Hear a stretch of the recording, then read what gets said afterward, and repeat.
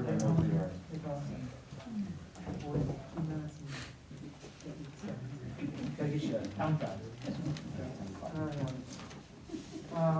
call the meeting to order. Clerk, please call the roll. Councilmember Sheldon. Here. Brackman. Here. Karuba. Here. Olson. Nelson. Here. Eklund. Here. Graham Reinhardt. Here. Russell. Here. President Dole. Here. This time, is there anybody from the public who would like to speak? My name is Doug Champ, 225 Bowling Street. I'm here tonight to address what I consider is extremely important for the city's future, and that's the designated use of the defined lost revenue as it pertains to the 2022 budget. Now, what I've done is broken this down into math, percentages, allocations on capital, equipment, and projects. And this is the way it is. This is my number, this is your number, administration. Okay, out of $3.709, $760, the breakdown is as follows. Under equipment for the departments. Police department, $177,206. This represents 4% of the $3+7 million. 4%. DPW, $750,000, 20%. This is equipment again, I just want to reemphasize that. Parks, $310, that's 8%. Projects, we come to project lists now. Police, nothing, 0. DPW, $100,000, which is 3%. Parks Department, $585,000, which is 16%. And the fire department, $590,000, which is 16%. And my only comment on the fire department, well needed and well deserved. However, I've given a talk in the past about the need to look at the future of the fire department as it's integrated into fire protection services in the city, such as having a new fire department station. Therefore, then taking it out of City Hall and giving the police department all of that space for their purposes, and they are really cramped down there to begin with anyway. We also have other stations. So we have one precinct in this city. That's the Central Police Station. So by doing what I just said, over time, rather than a Band-Aid approach, which I understand why it's needed and very important. However, the long-range planning, which is what ARP is also about, is to look at really long-term needs of the community, such as a new fire station located in conjunction with a municipal building on that location where we're talking about. Now, this is where I got a problem. I always have problems. But I also want to recommend reason why problems are resolved, that people participate in resolving this. The administrative cost under this and the contingency and new personnel. Administrator, $315,000, of which one is for a $15,000 kiosk downstairs and $300,000 for a reevaluation. I question the defining of reevaluation because in the ARP program funding, it's not supposed to lower or increase taxes. If this is an evaluation program, it's an evaluation program, but it would lead down the road to reassessment, which indirectly then is going to increase tax base and the dollar value associated with that. I'm not quite sure that's what it was set up for. Contingencies, $411,000, $949. And the contingencies, I understand, is spread out with all these activities. But I think in order to be justifiable under the ARP program, operation and maintenance costs should be linked directly to each activity and not in a bundle. New personnel, assistant DPW director, IT system analyzer, 3 parts laborers, ombudsman, and a mechanic for this building, $485,055. This total is $1,212,054, which will represent one third of this $3.7 million request for capital and equipment going into next year. 1/3 is these totals.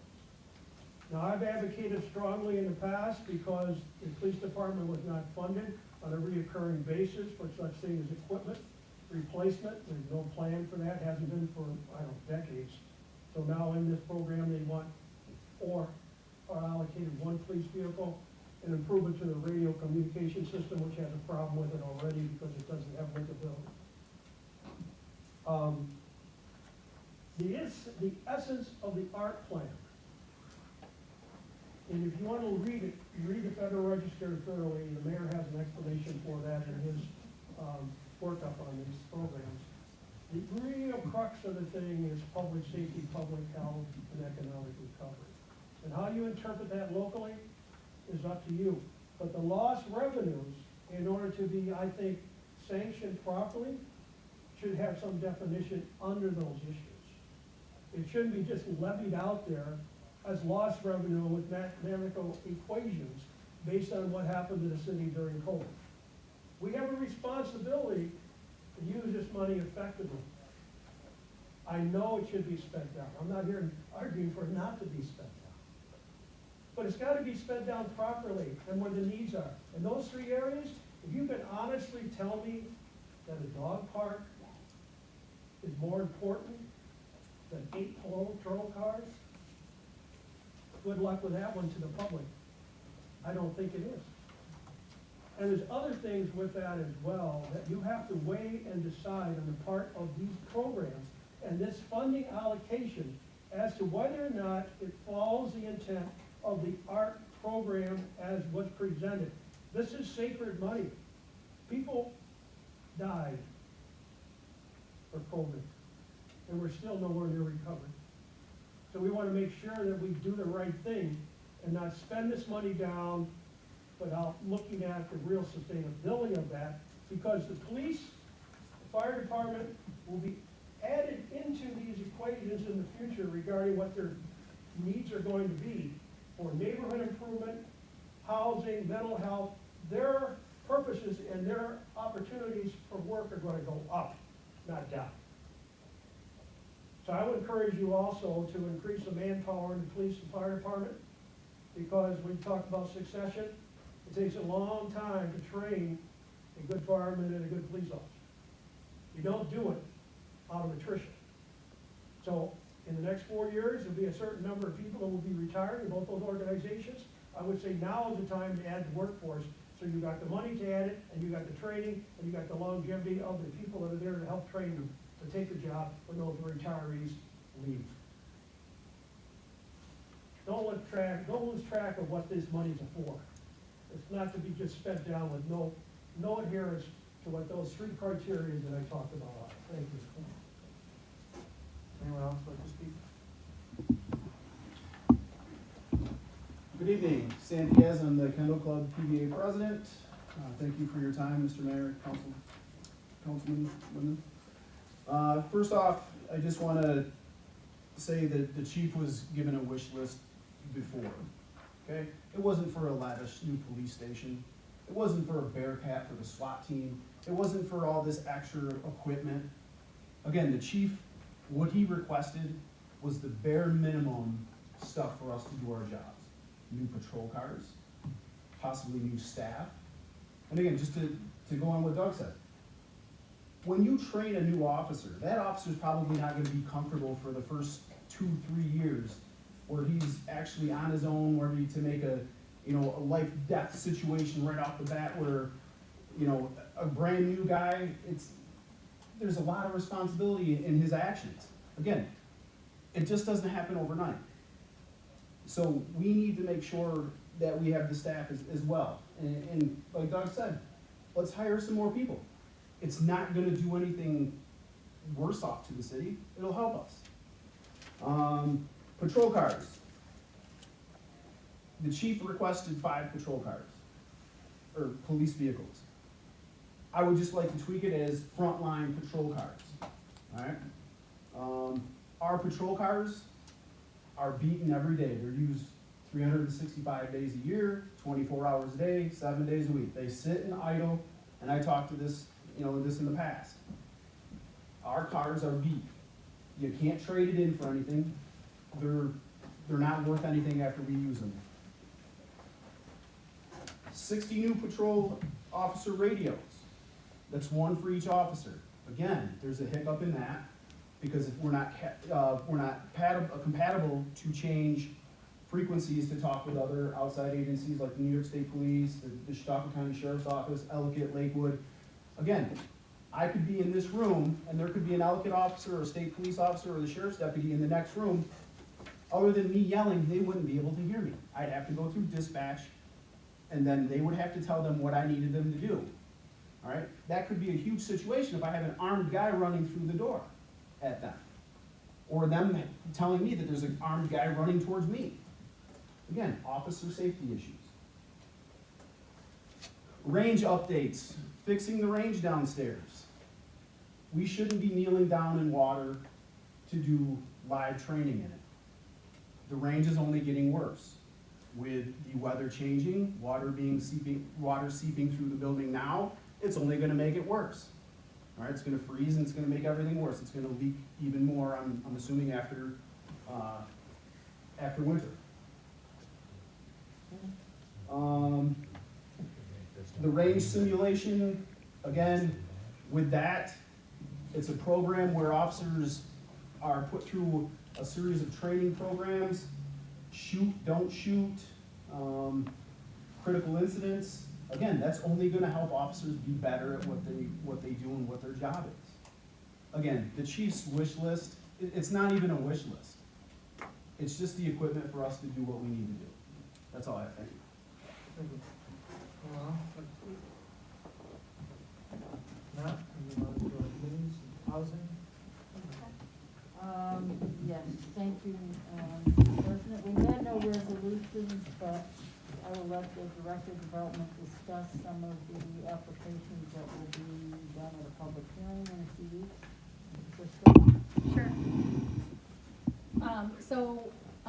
Going back to May, Housing and Community Renewal of New York State released a grant opportunity for additional CDBG COVID-specific grant funding for communities. And we did have 3 agencies that we've been working with that would like to apply for those grant funds. Each agency's each application is able to be submitted for up to $500,000. Has to meet the specific criteria and address specific criteria that is, I guess, specific to COVID-related issues. So we've been working with them. We've had some communication with Homes and Community Renewal. They have vetted the applications and have determined that they are all eligible. The applicants are the Chautauqua Center to expand their Jamestown facility, not the building itself, but to finish the build-out of the facility and to expand upon their behavioral health programming. Chautauqua County Health Network is the second applicant, and they are looking to do a public health campaign. So they would be working in collaboration with a number of other agencies, including the county health department, to do some additional vaccination information and education, but then also a general public health campaign. And then the third one is called Strong Starts Jamestown, and that is a program that is focused on assisting, really focusing on children and prepartum and postpartum health of babies who are born to mothers who may have substance abuse challenges and a number of other things. So those are the 3. They've been vetted. The descriptions will be available on the website. I can also circulate them to the full council. And there will be a public hearing to give the public an opportunity to comment on those, and that will be on December 27th. Similar to our annual action plan process, that would be something that council would have to be the agency that it does the public hearing, and then also a vote will need to take place for us to be able to actually submit on behalf of those agencies. Thank you. Okay. Yeah, and in each of these, there were additional funds, it was not all funded through the homes and community renewal. Most of them Yes. had designated there were additional funders, some were foundations. So the projects are quite expensive, and the funding that they will get through that project is not all of the funding for the project. Correct, yep. The only other thing we discussed was the emergency rental assistance program. The state has already expended $2 billion, and Governor Kathy Hochul has requested an additional $1 billion from the federal government because the $2 billion did not meet the needs of the state. It appears that OTDA had quit taking applications mid-November because of the loss of funding for the emergency rental assistance, or because they'd expended it all. And we are all awaiting what will happen on January 16th when the eviction moratorium ends. So there was an extensive article in the Buffalo News today discussing this and how it's impacted landlords who have not been able to make property tax payments, and utility payments, who may be stuck and are having to take out loans themselves to continue to maintain their properties. So more to come, but we are all awaiting what happens on January 15th and beyond to see with rental and evictions and what will happen to people that cannot pay the rent at that point. And the arrears have been very difficult for some people, and some of the state system has been a little bit difficult to navigate. So I'm hoping that they have kind of eased up on that, and that going forward it will be a little bit easier for individuals who have limited access to internet to be able to fill out the applications to help themselves and their families. And that was it. Thank you. Move on to finance, Kim? Thank you. Sorry, we have a little bit longer of an agenda tonight, but I'll try to be really brief. First resolution we had was naming KeyBank Capital, Evans Bank, Cattaraugus County Bank, New York State investment firms designated as depositories for the city of Jamestown, the normal yearly procedure for December. That one was passed.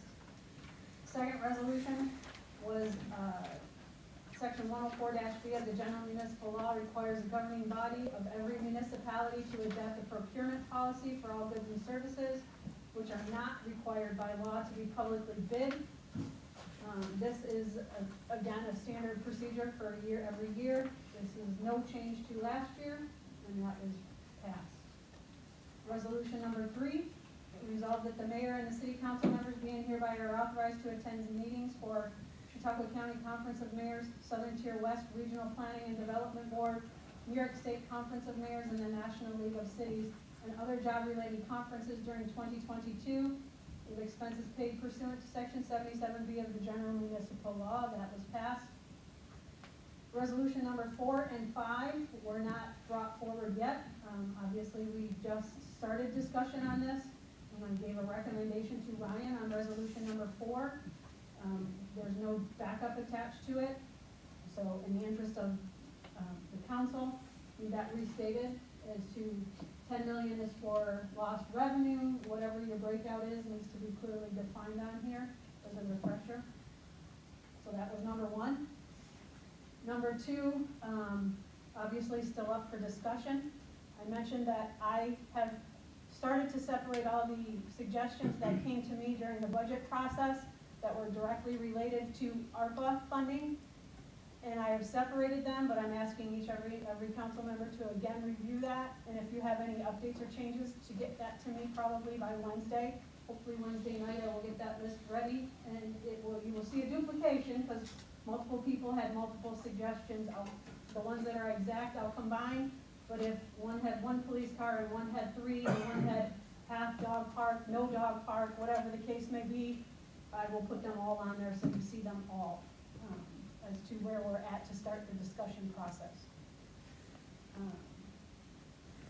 The other thing about ARPA, I think we addressed, so I just am asking, obviously finance will carry a lot of the legwork on this, but we need everybody's input. And the suggestion going forward will be not to vote on a bucket. Every project will have its own vote, just like we do in the general fund. So once we vote on that allotment, every project is gonna have its own vote. Every project is gonna say yes or no, just like the budget. The cost associated with it is gonna be in a form. Just like the county did, here's your plan, here's how much is gonna be spent, here's the vote for it. So, that answer your question? I know I sent you an email and went into detail about what I was looking for. I think I've answered, Ryan knew right away, I think I've answered your questions. That's what I think we would like to see. That's what I know we would like to see. I mean, we have to be attentive to ourselves as well as to the general public and the federal government with this money, so. Actually, like you said, voting of each of these projects, is this over the next couple of months, or? We have suggested, all along, Tony suggested, and I've suggested, the ones that are very hot, get them in front of us right away.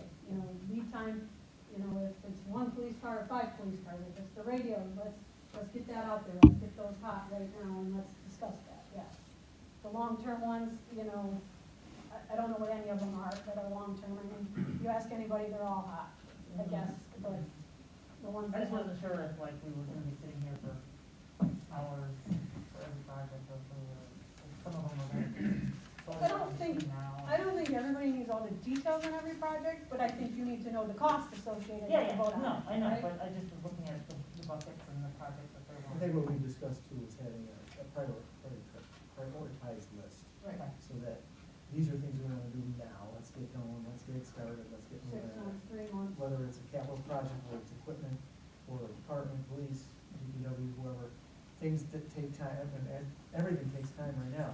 So we need to get going on it, and, by the end of the year, at this voting session, we need to start voting on some things. and get moving on it. But to have that discussion, we need to know, are we spending X million in lost revenue this year, and X million next year? We need to know those boundaries before we can start allocating for certain specific projects. I think that's it. Anything else out of ARPA there? The only other thing I want to discuss is Mr. Mayor, I did think we all received your, vetoes. I know I spoke with President Goltz in scheduling the meeting, but I just want to be clear so everybody understands the process of a veto. It's not an appropriation tool. We did pass the budget 9-0 with a tax levy set. What that means is you can't add from somewhere not in the budget, okay? So for every in, you gotta take it out, number one. So those are things for you to think about. Number two, you can't veto a zero line item. You can't add back into a zero. So anything that's a zero, can't do. So keep that in mind going forward. The tax levy set. You can vote up, you can vote down. I'm not telling you how to vote, but for everything we add back in, we gotta take it out somewhere else. I spoke with Jen. And to take it out of contingency as a finance chair or somewhere like that right now is foolish, because we don't know what we're gonna be facing next year, and I will go on the record saying that. We have nothing in contingency right now, for sure. So, it's unprecedented to take it out this early, to make these types of amendments, but stranger things have happened. Do you have any questions about the process? It's pretty clear in the charter. I'm here to answer any questions, as I'm sure the staff is. Also, And I want to make one statement about some of the maintenance costs that were cut with the education that we would be using ARPA funds to do maintenance and repairs and upgrades to systems and buildings, that we shouldn't need the maintenance costs done. In hopes.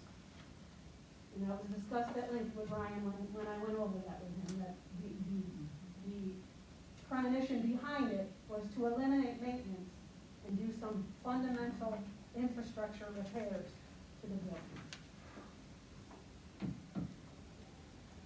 I was just saying that, to schedule the override vote, we do have a work session next week, so I was talking to Jen about a 6:30, early vote for the, override. Next week. In reference to the maintenance you're talking about, the water that's leaking down into the police department again in the rain, we're obviously able to work on that, try to correct that problem, even though we're in litigation with the construction company, correct? city can go ahead and try to fix that so there's not further damage done to the vehicle, or to the, building? Yes, Councilman Russell, we are taking steps to already do that, although, Jeff, did you present the Tracy Plaza renovations? We will in Public Works. Jeff did present to Public Works, the total amount to completely renovate Tracy Plaza, to fully correct that. Although we have taken steps towards, blocking off planters on the one side to prevent any further, water. Can I I'm not jump- saying it's completely done yet, but And we'll. jump in, I mean, we talked about the capital things. Right. There are things being done already. They've cleared out some drains, to try to get the drains working better in the planter boxes. There's some collection pans. Our maintenance, person is out right now on, COVID, I'm trying to say, doesn't have COVID, he's quarantine, thank you. As soon as those pans come in, we'll get those in place. So that should collect any of the water that's currently getting into the range. So, and things are happening, and that's what I'm trying to say. Anything else? You all should have gotten from Ryan to the, basically the back of the book. Okay. Good. I'm done. Move on to public safety, Ryan? Thank you, Mr. President. We have one resolution, resolved that the Post Journal BM is hereby designated as the official newspaper for the publication of proceedings and notices for the city of Jamestown for the period of January 1st, 2023 through December 31st, 2023. We also had 3 tour rate card requests that were approved. Scott Seekins from William Garage and Record Service, David Shutters from BLS, /T LLC, and Kyle Schultz from Auto. Those rate cards. The police reform committee meeting was held last week. Tamara, do you want to give a brief update on that? Yeah, we, couple of little scheduling snafus, we're still working out some of the bugs, but, we invited Brad Myers, who is our Jamestown Public Schools District, I guess he's our security advisor, for the district, to really kind of speak about some of the work he's been doing with Jamestown Public Schools, updating the emergency procedures, making sure that all the schools have, their reports complete and filled in and up to date, so that's been what he's been working on. We asked him to give some, background on the role of the school resource officer that we have at Jamestown High School and the role of the red shirt, police officers. So he made that clear to all of us. We talked, kind of collaboratively about how the school district and JPD could work, together in a variety of areas. One of the things we've been talking about is a possible, mini, I don't want to say mini, but a version of the Citizens Academy that the police chief has been wanting to do when we did the collaborative, so we are going to have more conversations about that. But one thing I think that I'm recognizing as we're going through this document is that really the word collaborative is very important for people to recognize. Brad Myers brought to our attention how often they have to call JPD for incidents that really shouldn't, really tend to be more of things that school psychologists and social workers and other people who are trained to work with students who have either some mental health or trauma issues. And I really think that having more conversations with some of the mental health not-for-profits and other organizations who can help out to really collaborate better, to ensure that we are all working collaboratively, working within our zones, to improve the community, but it was a very good conversation. And that's all I can say. Questions? Okay, if not, we'll move on to public works. Tom? Thank you, Mr. President. We had just a general discussion about the mid-block crosswalks again. We had another request from Richard's Hair Salon on Allen, And, so, you know, just talking about the general safety and, you know, about those, and the UPMC crosswalk, we did talk about that tonight, but no action was taken. And then as Jeff brought up a minute ago, with the leaking in the fire department, or police department in the range, the improvements, the possible improvements to, well, finish it, Tracy Plaza, you know, you can take the two and pass that along, and Jeff, if you wanna give a quick summary of what, make it brief. As soon as everybody gets their map, it's a little easier. So I don't have to ask you that twice, but.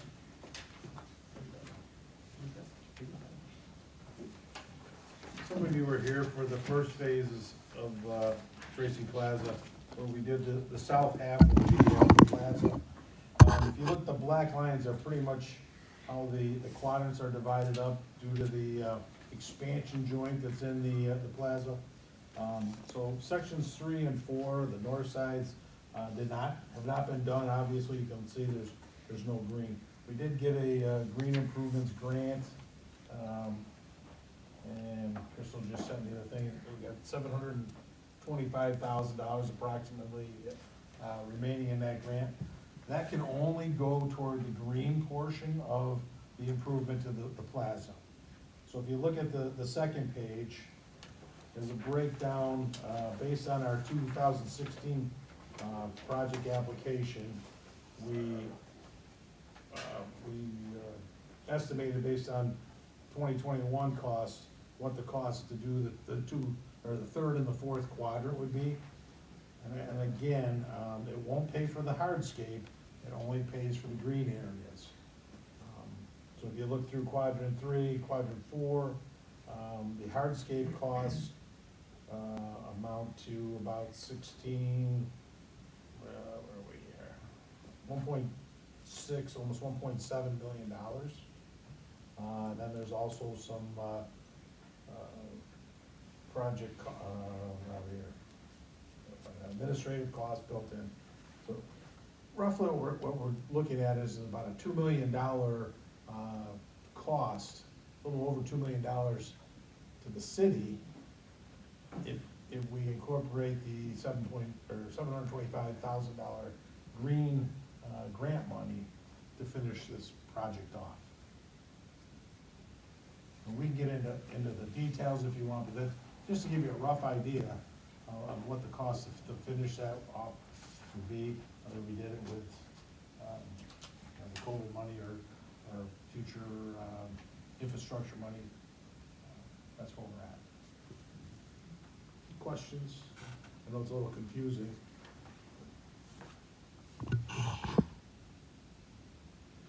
Yeah, again, there was no discussion about that, so.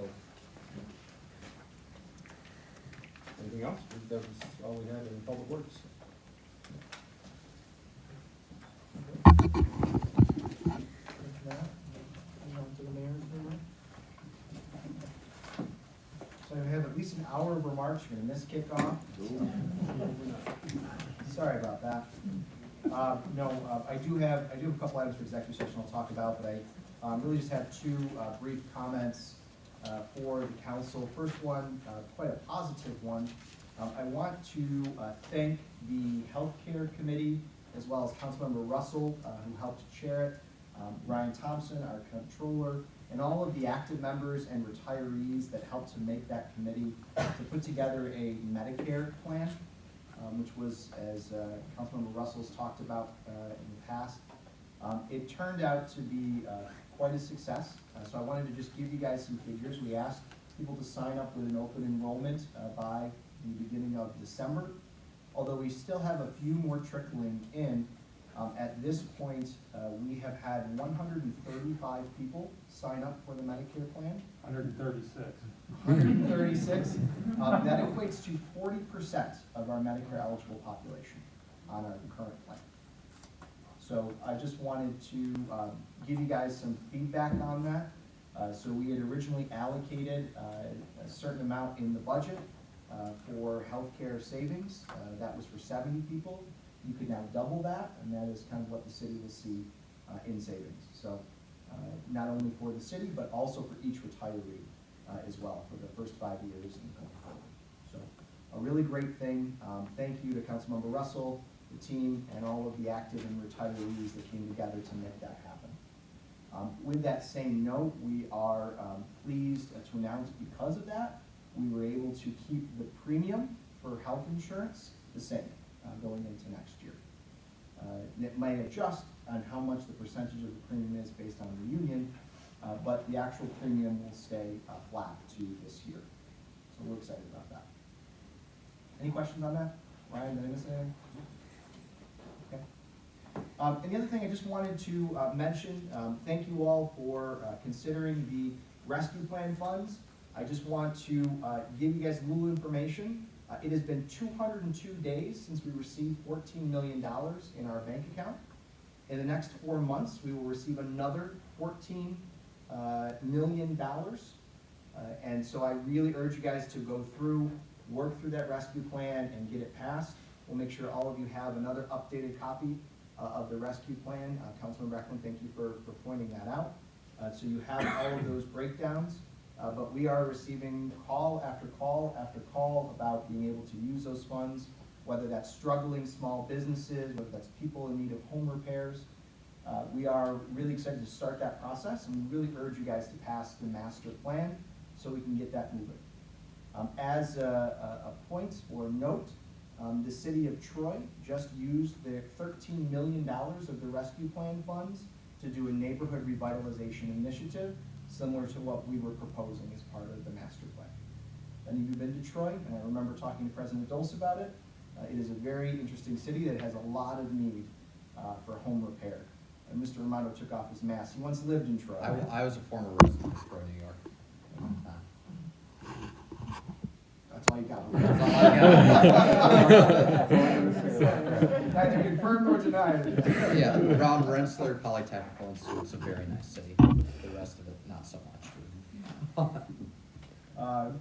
Fantastic. And then the capital projects, as you all do have all of the information in your book, and it's great to hear that you guys are still going through those. Those capital projects will get you whatever you need. We want to start moving on those as they do require some time.